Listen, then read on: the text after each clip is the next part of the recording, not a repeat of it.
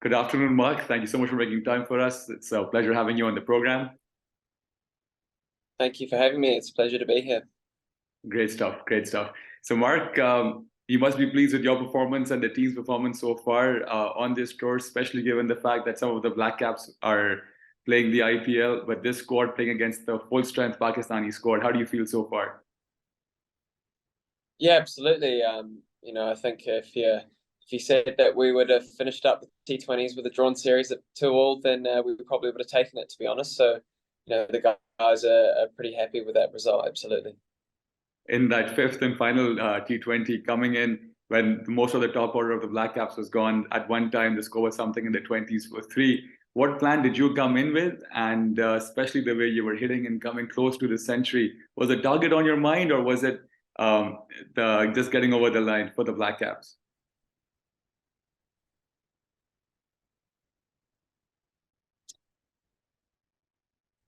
Yeah, I guess coming in and the eight ball a little bit, so you sort of look to wrestle back a little bit of momentum, and then I guess as you near 100, I mean, to be honest, I hadn't really thought too much about it. My phone and that task at hand, absolutely.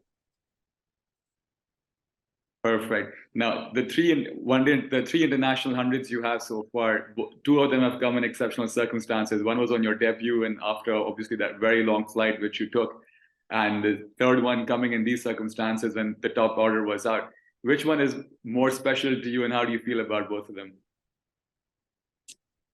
Yeah, I think you probably can't look past a T20 International 100, to be honest.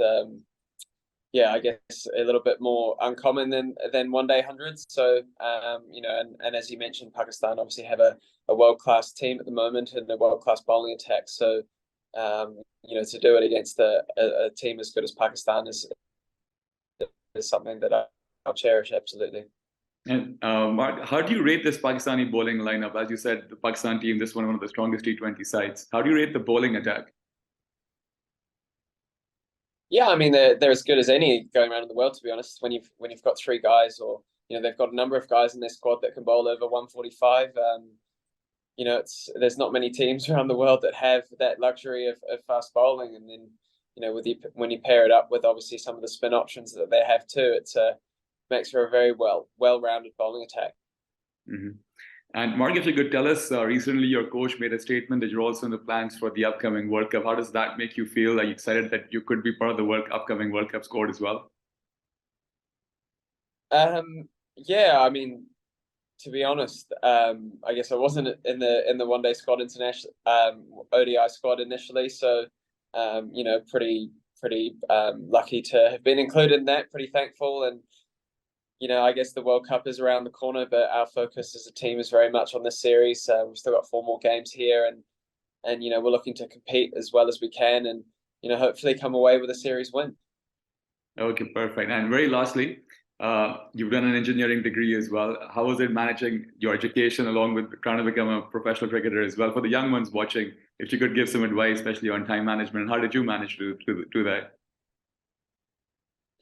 Yeah, I guess professional sport and pursuing things outside of the game is a tricky balance at times, but I guess you put the hours in and you make time for things, and I was fortunate that the timing sort of worked out, that I was sort of coming to the end of my degree as I started playing a little bit more full time with cricket. So there were only a couple of years of overlap. So I think if you can really dedicate the time and sort of be smart with your time management, then there's absolutely no reason why you can't do it. Thank you.